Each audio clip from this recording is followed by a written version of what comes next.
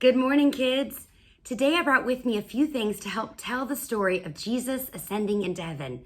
Because today we celebrate Ascension Day, the day that Jesus rose back into heaven.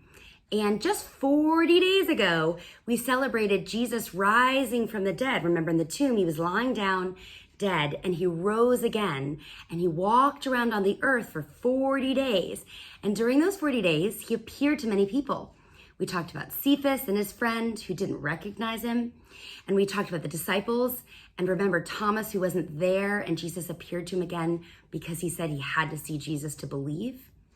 And so with me today, I brought 500 Skittles to help tell this end of the story, because 500 Skittles represents the number of people that Paul tells us later that Jesus appeared to before he went back into heaven. That he appeared not only to the disciples and Mary and Cephas, but also to 500 more people. That's a lot of people that could testify to the risen, alive Jesus.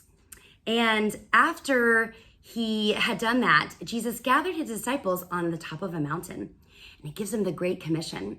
He tells them to go and make disciples of all the world and to teach people to obey him and baptize them in the name of the Father, the Son, and the Holy Spirit.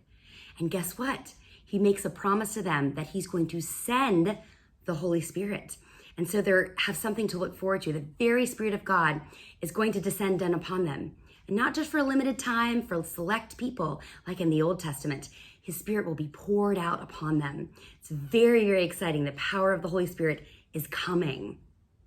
And so as they're looking on, it tells us in Acts that Jesus tells them that they're going to receive the power from the Holy Spirit so they can be witnesses in the whole world. And they look and they see clouds, and Jesus begins to ascend.